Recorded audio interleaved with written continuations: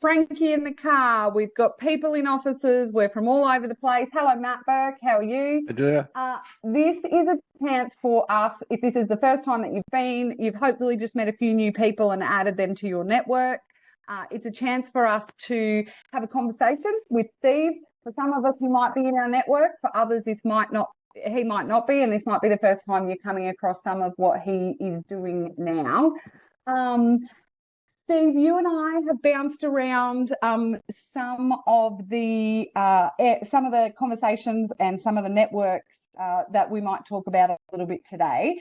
I first crossed paths with you when you were the chief entrepreneur and you came to Gundawindi as part of a regional trip that you were doing through various parts of Queensland in particular.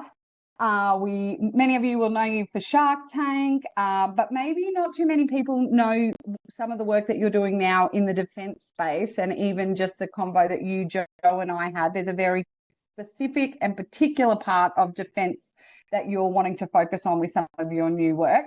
But let me start by just welcoming you to the crowd, welcoming you to the connection table and being our friend that we can have brunch with today. Thank you for joining. Let me start. You want to introduce yourself however you would to this group.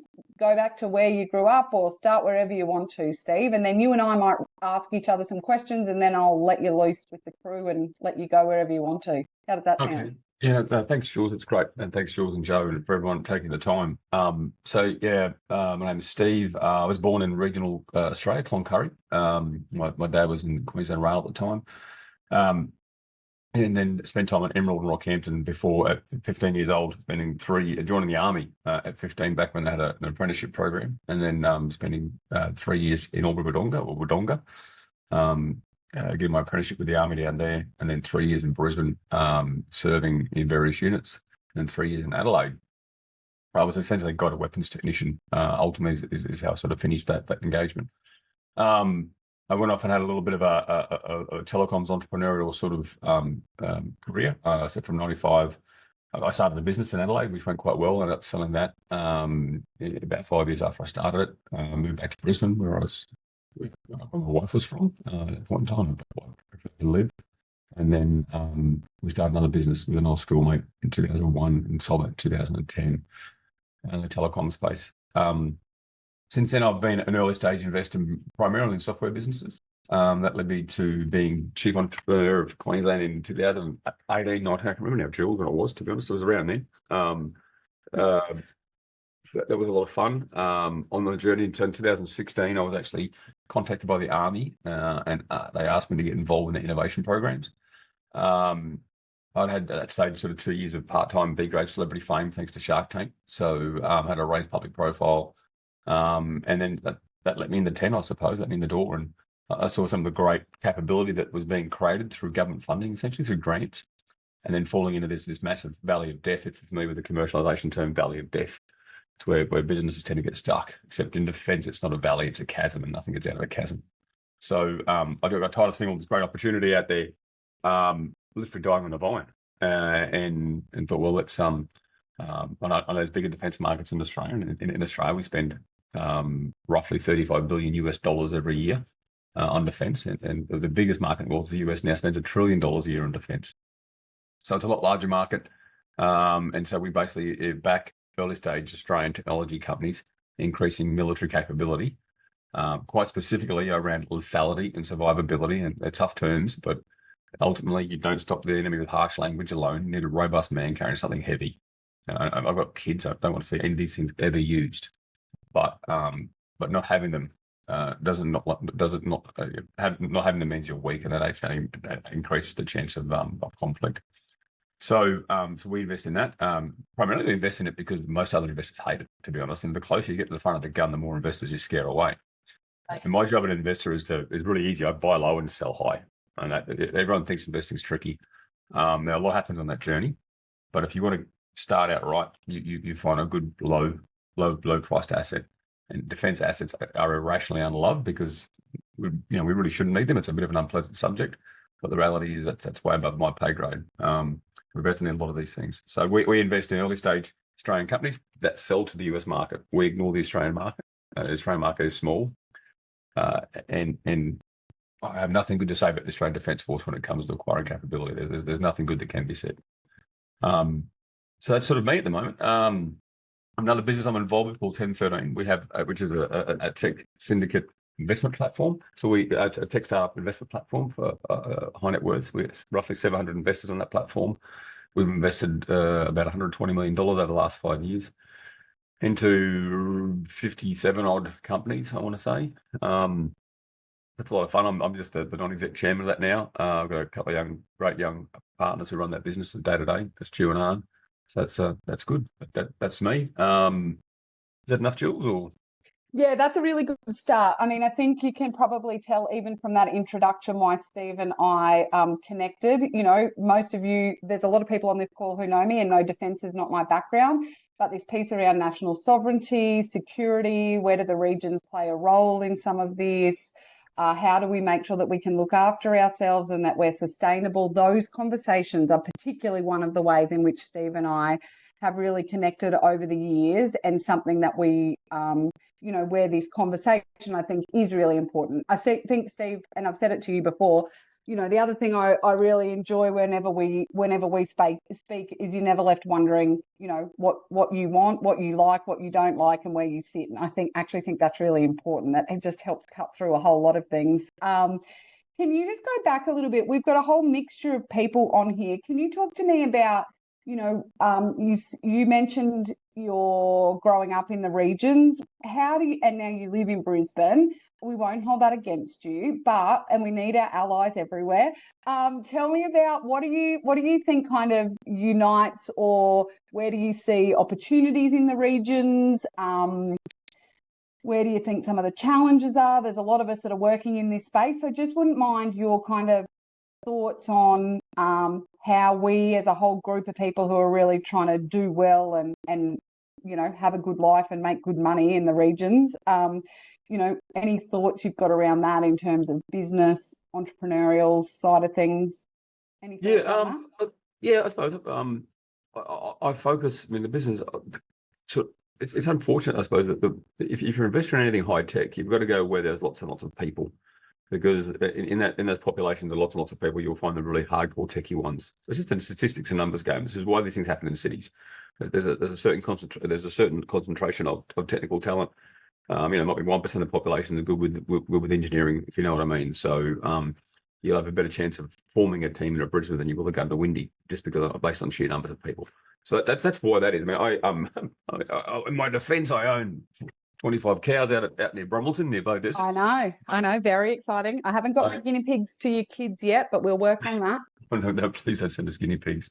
We're currently fighting Senate when goddamn council about a toilet in a shed, but anyway, councils, gotta love them.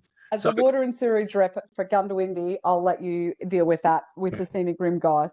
Sorry, moving on. We get sidetracked.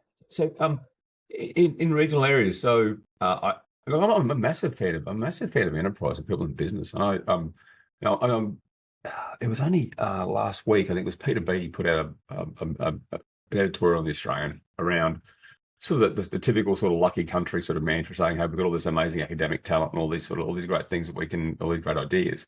But he used it. One part of his argument was, we've got to stop all this crazy. We've got amazing. Sorry, I'm getting myself all bit mixed up here. He basically poo-pooed the mineral extraction sector in regional Australia by saying, "Hey, this type of economic activity is better than that." And I think that's totally wrong. We're the world's best frigging miners and farmers. You know what I mean? If you look at what they've done in Western Australia with the iron ore industry and how they've reduced costs there, and what we can actually do to pull ores out of the ground and all the rest of it, what we can do to farm, food and fibre and whatnot. And so I really hate the poo-pooing of that as if it's some sort of low-brow enterprise that doesn't have the same credibility as something else. So I think if I do anything at all, then I think we need to change that community attitude towards all of those things, to be quite honest. So opportunities in the region for me, they are, I think you look sensibly what can be done. I've travelled all parts of Australia, and when I was chief entrepreneur, usually the local sort of policy leaders pulled me in a room and said, "What can we do to be the next Silicon Valley?" And I'm like, "Right, okay." I've tried that in Brisbane, and I think there's not enough people in Brisbane to do it. So, what do you do next? So you got to look at your strengths. And when I was out there in the regions recently, I spoke to Lawrence Springborn. I think was he mayor? Sorry, Jules. Yeah. About these sorts of bits and pieces. And, to me, and I'm in the military space, so I'm just like, well, there's a few things out there. The world's unfortunate is about to move from training to rehearsing sort of certain military activities. So we just need a lot of space. And the one thing you've got in regional Australia is space. So for me, while we are opening ranges to the allied world throughout our beautiful, beautiful continent, I'm not talking about bombing ranges. I'm just talking about that you need places that will can try new autonomous vehicles, aircraft and all the rest of it. And so you need to look. The only thing you're going to hurt out there's going to be a cow, if you know what I mean. So I think that's one of the natural abilities of regions there. I think so I think the extractive and farming goes without saying. The other one for me is, oh, you have to forgive me. So I've had a week at a conference, standing up and talking to people, and I'm absolutely just wrung out mentally, to be truthful. So good. Just to be a brain fart. The other one is something I've totally forgotten. So there you go. Oh my God, Steve! Welcome to perimenopause. Okay. It wasn't the half a bottle of red wine last night that did it to me at all.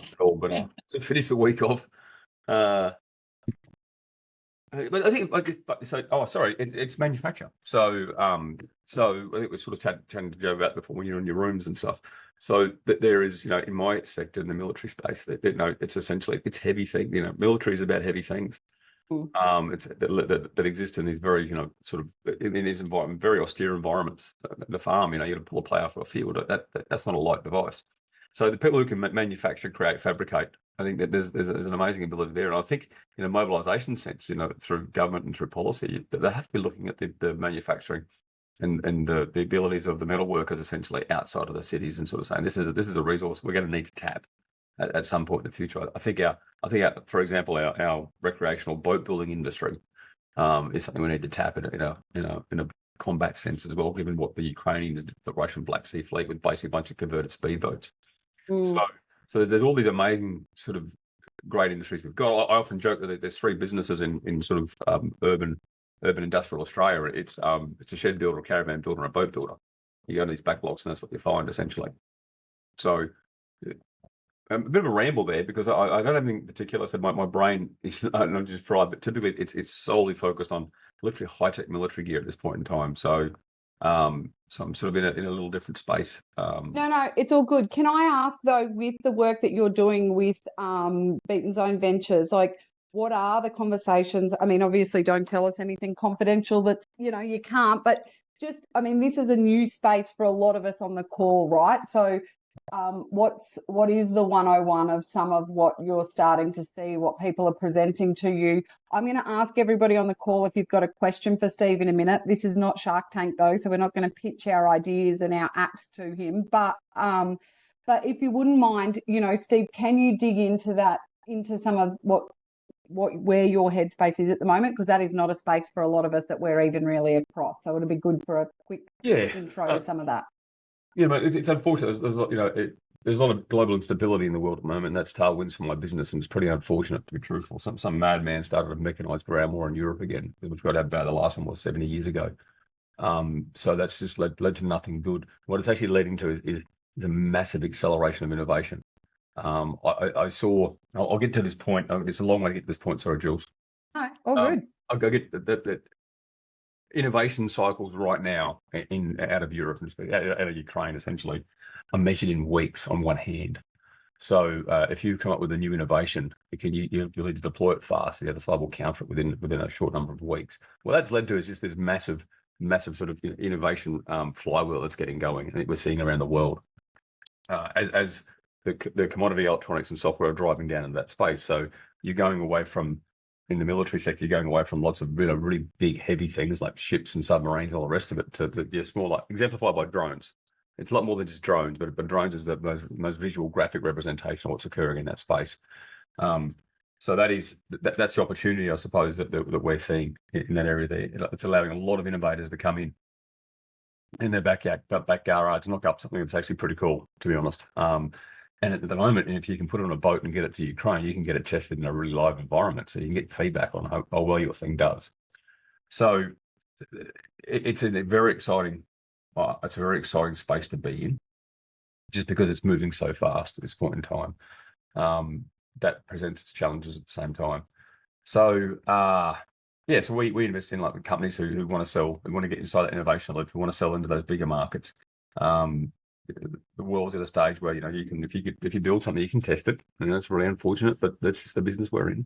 And then you can find the customer. You're seeing the US defense budget, it's grew from 860 bill to $1 trillion. I think in probably 12 months, it's probably going to be 1.2, 1.4 trillion US dollars. The allied defense market's about $1.7 trillion, and probably it'll grow to a bit closer to 3 by the time European spending kicks in. So amazing amount of opportunity. We're blessed. We sort of sit down the bottom end of Australia, and thanks to the AUKUS agreement as well. So AUKUS is this $400 billion. It'll grow. It'll be $1 trillion program by the time we're done, because every project in Australia goes double, triple budget, right? Let's just get over that bit. But it's this massive program to buy these submarines, but also do a large amount of technology transfer between Australia, US, and UK at the same time. The nice thing about us is we're at the bottom of the world, and we're somewhat of a redoubt against things that might happen in the Indo-Pacific and other parts. And I've just spent the week in Sydney talking to a bunch of Americans, essentially, and there's an absolute affection between Australia and the US. The UK are in the deal as well, but they don't like the bombs as much as they like us, which is sort of really cool. But there's a whole bunch of programs out there that have full approval from the top down. They don't talk about very loud because they're not very mega-esque programs. They're not America first at all. It's like, how do we get more manufacture of our stuff in Australia? So that's been quite exciting to go there. So there's a real desire to change that. And despite the outward rhetoric, and politicians say things that they don't always carry through on, despite the outward rhetoric, there's a lot that's going to happen there. So so we invest in early stage Australian companies. We write checks up to $2.5 million. We've deployed $6.5 million to date in 5 different businesses, essentially. That should be 7 or 8. We're a little bit behind, to be honest. It's a bit, for whatever reasons, the deals don't always work out. I know, Jules, I feel like I'm rambling again, empty. But... No, you're not. And you and I did a trip. Lee, I'll come to you in a moment. I've just asked people if they've got a question for you, Steve, to raise their hand. But Steve and I did a trip around Southwest Queensland a couple of months ago now, probably, being able to meet with people who might be interested in working with Steve, basically, that have funds that they want to deploy into some of the work that Steve's doing. So it was really interesting to see how people across Southwest Queensland are looking at investments, and to Steve's early point, none of us want this, but at the same time, it's potentially a reality for our lifetime. Steve, Lee, can I throw to you, and then I'm going to pick up some of these questions that are in the chat. Thanks, Jules.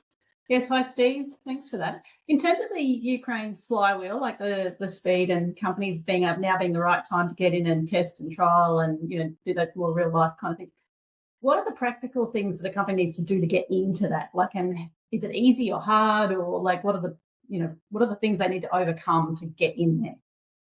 Overcome. I'm assuming you got a thing that they desire, if you know what I mean. Yes. So, yeah. Well, you got something to sell, or trial. You're at that kind of a prototype or even beyond. There's very little. I would suggest reaching out to the Ukrainian ambassador in Australia is actually Vasily. He's very helpful. There is an organisation in Ukraine called Brave One. It's actually their Department of Defence innovation arm, I suppose. And they have a website where you register and you can say, hey, this is what I can do. And they will take your goods that you send it to them, and they'll make it available to their troops. And then you get the report back of how well it worked or didn't. And, they have, I can go right into that part of it because it's actually quite terrifying, a bit macabre, to be honest. They've actually, so that the Ukrainian units themselves can order directly from you if you have a good, and if you can ship it to them. So like a soldier with mud on his boots in a trench can actually get on his phone. If they have a website, it's like Temu for war toys, excuse me. And they can have it ordered, delivered. They leave feedback. So if your thing doesn't work, you'll get a 1-star rating. And let's face it, no one wants a 1-star rating, right? So if the thing you get doesn't work, you ring them up and say, hey, it didn't work, and you'll try your best as a good supplier to fix it and send them some free ones. So that innovation loop, which in the Western countries used to take decades, has now taken weeks. And this is the part it's the biggest change in military logistics probably since the standardization of equipment across armies, for the last few hundred years. So they've gone one step further, so they can either use Ukrainian government centrally allocated money to purchase that, or they have an in-game currency as well. So if you can provide proof that you've destroyed certain Russian equipment, you get allocated in-game currency, and then you can use that currency to actually purchase things. So I believe a tank's worth 40 points, and artillery system's worth 60. So if you submit proof you've destroyed one of these things, and so you can, instead of using actual money from the government, you can actually use it as in-game currency.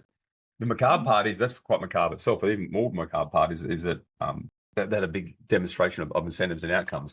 That they actually changed the score for a Russian KIA, and this is very unfortunately, that's a dead soldier, from 2 to 6, and they doubled the number of KIAs in a week. So, so you're actually seeing these modern business, this is gamification, you see this in games, I'm actually seeing these modern business techniques being driven down right to the edge of the trench line. And hence you're getting that really fast innovation loop, the understanding what's working. So it is exceptionally easy to, who am I talking to again? Leah, was it? No. Lee, yeah, Lee. that's so interesting. Yep. Sorry, you've moved to part of my screen, so I can't find you all of a sudden. Sorry. Yeah, so it's very, very easy. Look, it's Brave one. It's Brave number one. Yep, they'll take it and they'll flick it across the front line faster than you can think about. Brilliant. Thank you. Charlie, can I get you to unmute and ask your question, or if you're not in a position to, I can ask it for you. I'm jumping in orders, but I just want to, it's a bit of a thread that Steve just started there.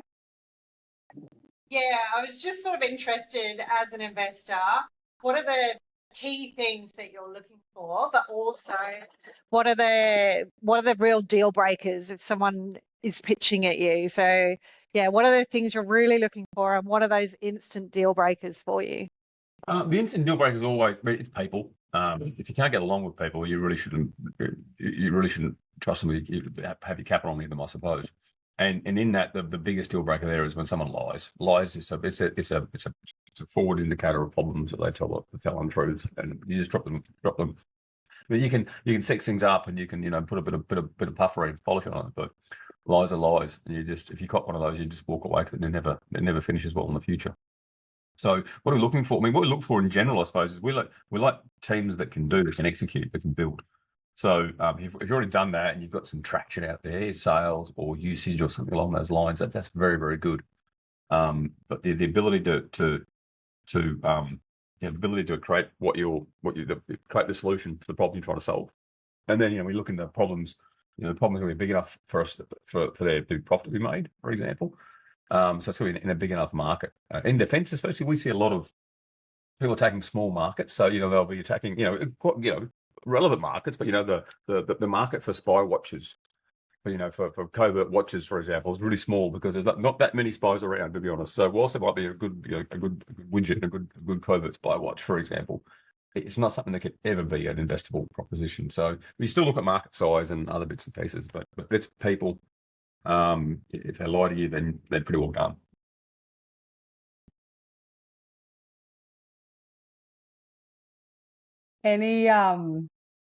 Any other questions around that? There was something else in that. Pip, yours is an interesting one, and Steve, I'm keen for your response on this. Having heard you talk to some of the councils, I know I've got a bit of an inkling, but and so Pip, I'm just going to add a little bit to what you've popped in the chat there, but really I think it links to a bit, Pip, your question, and Kath, yours around, how do we connect the regions? But this piece around, in the regions, we're very good, or in industries, we're good at keeping ourselves in silos, ag, mining, manufacturing, whatever. How, what are some ways, or how do you encourage people to think outside the box? What would you, how do you encourage people to think a bit more broadly, I guess? You've used some good examples of where ag, military and manufacturing have a bit more connection than what maybe people on the call thought. So if you were going to get somebody to think bigger and kind of bust out a few of those silos, what would you do? Where would you send them? What's your verdict? Well, in general, I'm always a fan of just people networking and incorporating and collaborating more. So I'll bring it back to the defence space, but I've been shocked about how insular defence enterprises in Australia are. And my analysis of this is because over the years, the sole funding source has been, I call it funding by Hunger Games. There's this one pot of gold and they're all trying to kill each other to get this pot of gold. So it's this government granting sort of pile of money. And so the guy building the miniature submarine thinks he competes against the guy making the small aircraft. And there's no competitive crossover there at all. They all hate each other's guts. You get behind closed doors, and I've heard the most terrible language they use on each other. So we're trying to get them to cooperate more. And as a result, they don't share facilities, they don't share resources. So you go to these businesses, they get the same 1% utilized CNC, a pick and place machine, and something else, which is a real travesty. They just don't talk. And I think at some point you get competitive and you stop talking. And so for me, it's always about, you've just got to network more. No one can be an expert in everything. Hence why I have sectors. Hence why I have manufacturing. You have ag, because some people are good farmers, and some people are good, producers, and some people are good miners. So, so there needs to be an absolute encouragement of getting people in a room, knocking heads together, finding the networking format that works. I've found, especially when you get, especially in the tech space, you get a lot of quite shy engineers, for example. How do you pull them out of their shell and bring them into the open? To be quite blunt, with alcohol, you put free booze on, put some food on, bring them down, get a good bit of content, and get everyone talking, essentially. So I don't, and the thing I'd say is, how much can be achieved by joining these things together. From my perspective, and how solid are they? So manufacturing and ag, there's probably a large crossover of businesses that service both of those, right, at the same time. So I don't think it's as siloed. As I don't know. It could be that silo. My feeling is it's not that siloed, and everyone at some stage has to stick to their knitting too. You're good at one thing, and you got to stay good at that. So, but yeah, network. Everyone's just got to talk more. To be honest, understanding how you compete with someone. It's the biggest thing. There's a lot of perceptions around competition that aren't true. Like I said, in the defence case, they're all competing for the same. The customer is essentially the government money source, if you know what I mean. So, not really true in most other industries. Pip, do you want to unmute and add to that? Sorry, I should have given you that option. No, that's fine, Jules. You probably worded it better, given you knew some of the conversations that had happened previously. And I guess when we talk about how siloed are they, I think, for example, of autonomous machinery that's used for ag, and there's a lot of probably startups or businesses that are doing some amazing stuff. But I wonder if they ever think, oh, actually, there's more to this than just ag. And what are they? And so, so for me, that is a really big challenge to even just consider that. Yeah, look, it's quite funny you should say that, because I was actually down at, there's a business I've been following for some time. They actually make a mini submarine, and they make everything. They make a mini submarine. They've got loitering munitions. They've got these ground robots as well. They're engineers. They just like tinkering and making things, right, which is great. But I had a chat with the founder when I was in Sydney at the Navy show. He was basically saying that they want to take the ground robot and put it into ag, which is like, okay, that's cool. I get that. There's these machines work in pretty austere environments, pretty challenging environments. So, and so that they are thinking, man, it's generally sort of that dual use type thing. It's the reality is that the military users tend to pay more in the early stages when you're developing something. They don't mind being charged a lot for things. So as you're building up and you have low production runs and your prototyping, things are more expensive. And as a result, then the military customer tends to be capable of paying a lot more than the agricultural customer, I suppose. But yeah, no, I see all the time. There's a great chap here who makes a variety of bits and pieces. He makes almost everything, but his engineers tinker a lot. I mean, he's got flying death machines and he's got all sorts of electronics and God knows what else. But one of his applications for this large drone he's made, which is actually uses petrol engines, not batteries. So it's got a substantial lifting power and bloody noisy, as you can imagine. But it can, because of how much it can boost, he's talking about doing certain macadamias was one of his use cases, for example, about doing various things around macadamia crops. So everyone's looking at that. I think the ag sector for me is because it's such a long tail. I mean, there's the lack of market concentration in ag is actually really problematic when you look at trying to get into that sector. So, but yeah, did I answer your question? Sorry, Pippa? Yeah, it did. Sorry, I just put myself on mute. But I was just I'm going to comment. Someone who's already doing it is interested in going to ag. I'm always interested in seeing how many ag innovators are interested to go outside ag, so going the other way. Yeah. I haven't really seen that. And therein might lie the challenge, right, Steve? The fact that you're seeing defence thinking about what they could do in ag, where ag's probably there's a lot of people that could go, maybe not, I just put a thing in about Swarm Farm could go to defence. They're the automated, the robotic tractor kind of thing. And I think that's the piece, right? That's if there's no money, the Australian Defence Force, I would dissuade anyone from working with the Australian Defence Force. Honestly, it's parlor. It's terrible at this point in time. So, we prior to AUKUS, we roughly spent 2% of GDP in defence. Post AUKUS, we're roughly spending 2% of GDP in defence. And the cost to own nuclear powered submarines will be 0.6% of GDP. So that the rest of the militaries had to cram themselves into 1.4% of, and it's bereft and broke. People are leaving. Contractors are packing up. And until that defence budget moves into 3.5%, 4%, I would say it's a path to ruin. I'm very, very down on it. I'm a patriot. If I had to pick up a rifle again, I would. They'd have to be desperate to get me. But don't get me wrong. But I just, in a business sense, it's so frustrating. There's no money to be spent, and the only money being spent is on. And I think they're good purchases, the nuclear submarines, but we're just not increasing the defence budget, and everything else suffers. So I'd dissuade like hell, unless there was just a roll goal opportunity that just fell on their lap. But I don't think there's rivers of gold. There's not rivers of gold there. I always come away thinking of 50 different things after we've spoken, Steve, and I'm sure this will be the case for others on the call now, and I can see that in the comments in the chat as well.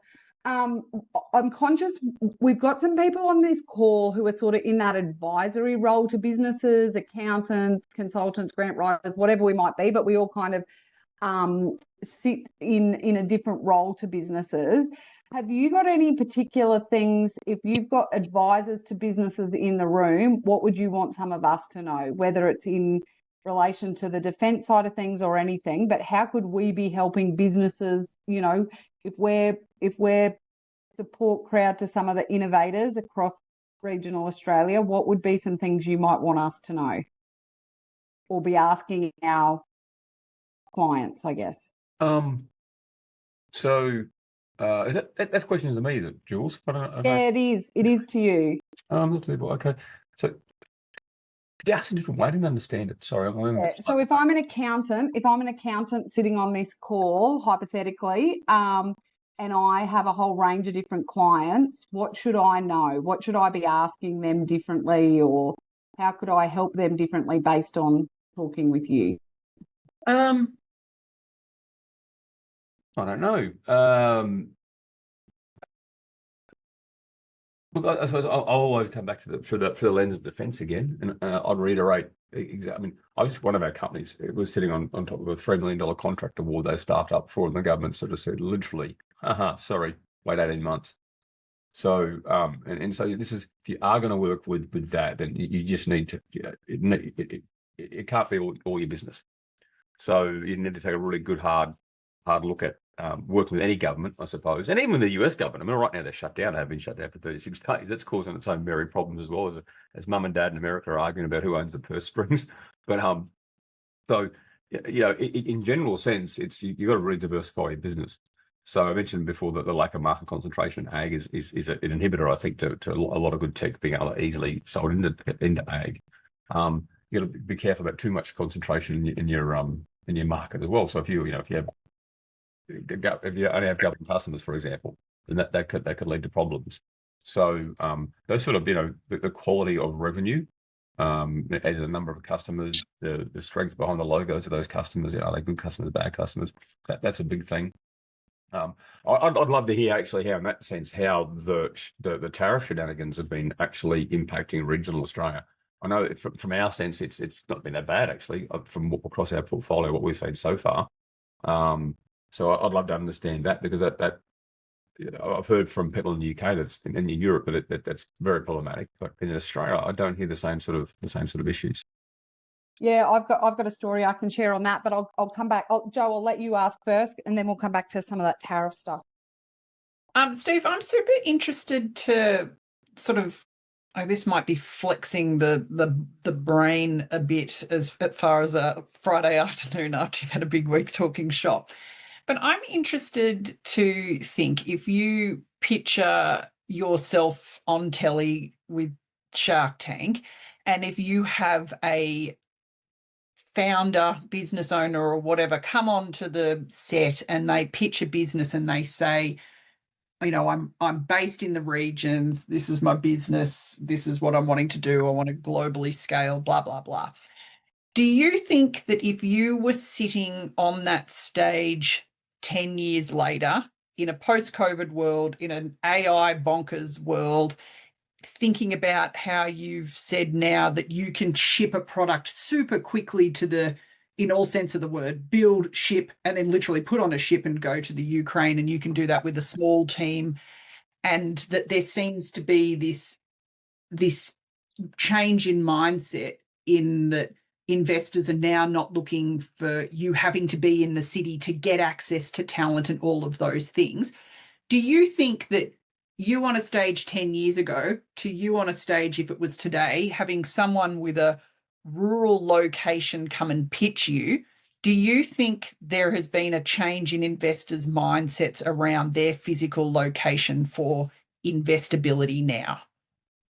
I don't think it ever really mattered, to be honest. Look, good ideas and good people are so hard to find.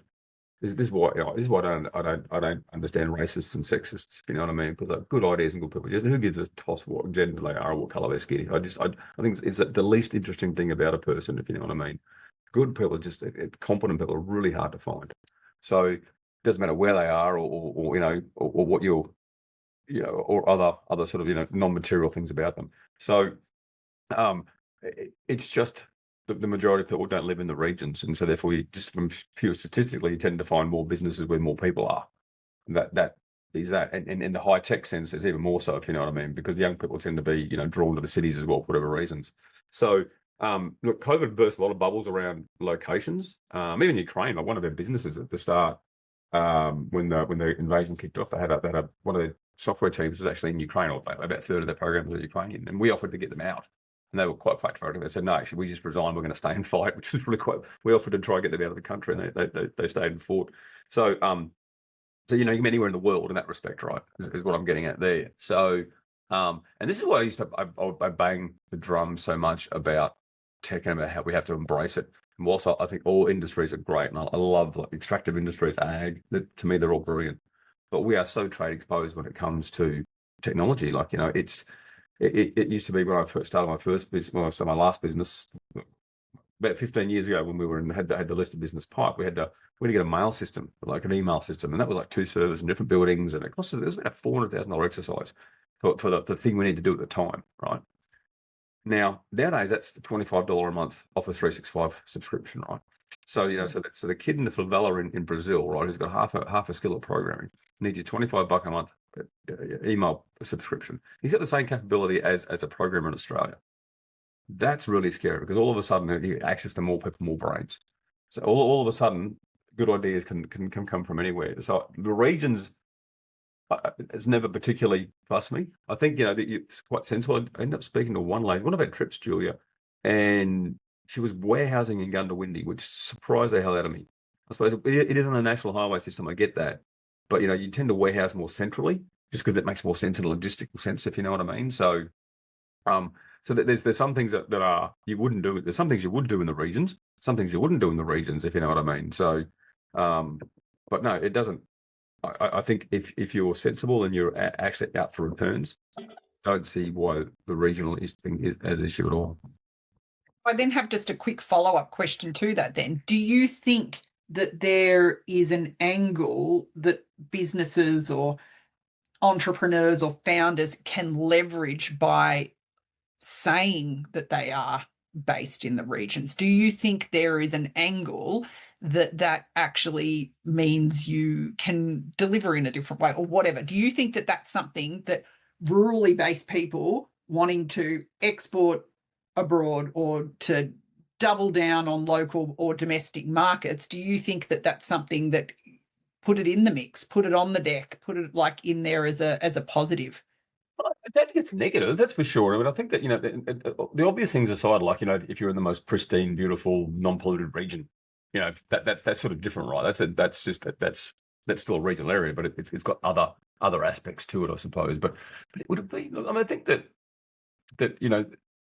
my assumption, which is probably true, is that there's not many services available in regional Australia. It's a harder place to live compared to the city. I think that's probably it's an accurate statement.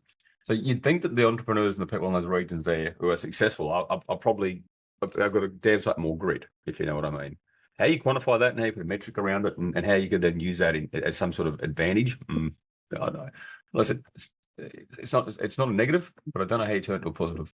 I just sort of think about reflecting on businesses that have, their PO box in Brisbane as a smoke and mirrors that they're based in there, or just never mentioning on their website their physical location, almost that it's like this dirty little secret that you're running a business from the regions.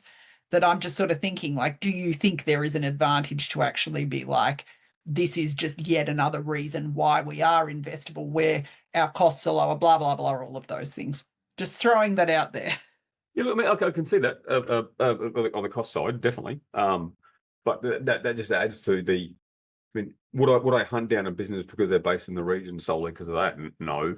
Once again, it's about people. People have been good people, and the right people are hard to find. And so, I think if you analyse the success of enterprises and businesses and entrepreneurs, it's just about the people, and therefore it probably matters less where they are. So look, maybe that's just me as well. I'm not sure. So I'm talking about a universal one here, right? I'm sort of only invest my own money at this point. So yeah. Yeah, no, it's a really interesting point. Janet, I want to give you a chance to ask your question, and then we're close to time. So Janet, can I get you to ask your question you popped in the chat? Julia, hi Steve. I'm asking a question about defence. I don't know anything about defence except for this particular area, I guess. So reportedly, allegedly, Defence is the biggest landholder in Australia. They own extensive tracts of land. People in regional Australia have great experience in effective land management and resource management. I know that there are hundreds and thousands of little contracts people have all over Australia with Defence for things like weed management, vegetation management, that sort of thing.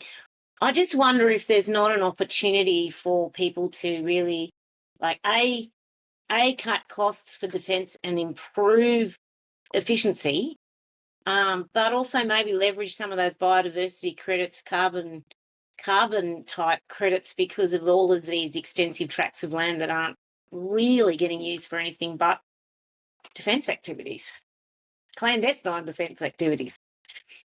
Yeah, well, I never thought about who might be the largest landowners in Australia. Probably government in general, I suppose. It was actually in the Australian last weekend. There was a report on it. Yeah, So, right. Yeah, right. yeah. For those of you who know me, know that I've never ever bothered to turn my mind to something called a carbon credit, something I think is an absolute government disgrace. But anyway, don't even start me on that. So I don't know how that would fit in there. And I'll paraphrase this by saying that I don't really do what I call the business of defence. I do defence technology. So I've met lots of people who run who do various services in around barracks and camps and everything like do that business of how do you allow soldier cells and even operate in a civil sense, I suppose. So not we don't do contracts for lawn mowing at bases, I suppose. So I don't know. Yeah. Truthfully. I guess the question is about how would you open a conversation? How would you approach it? Well, there's the defence estate there as well, which I don't know enough about Australia. Like, I'm probably going to put this back down again. I know that there's something called the defence estate that they own all the land essentially, and somewhere in I think it's part of the defence. It might actually be another department. Weirdly, I heard that once. People who manage it anyway. We have been talking to people who manage ranges. I suppose they're slightly different once again, but I'm just anything I say here, I've been making up. I'm not your man on this subject. Because we just, as you can tell, I'm pretty black arm man on the Australian Defence Force. We just fund it. There's no budget there, and there's only sort of so many hours in my day, and so we look at we've solved it. We've chosen to approach a different set of problems with a different market. So I Fair. for you, I'm afraid. Oh, that's okay. Team, I'm conscious we are hurtling towards 1:30. These sessions, regardless of who we're talking with, always go really quickly. And so as part of a wrap up, I guess I'm keen to get some insights or thoughts from you, get some comment around your insight or thought that you might have had as a result of this conversation.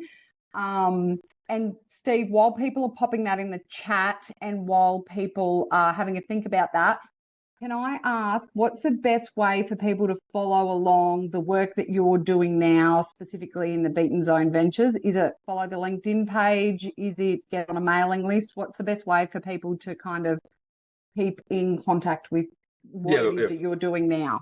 Yeah, thanks, Julia. Very much the LinkedIn page. So there's a healthy bunch of content we stick out there a bit. Anything I publish, I'll put on there eventually, depending which other newspapers pick up. So, yeah, that is the best way.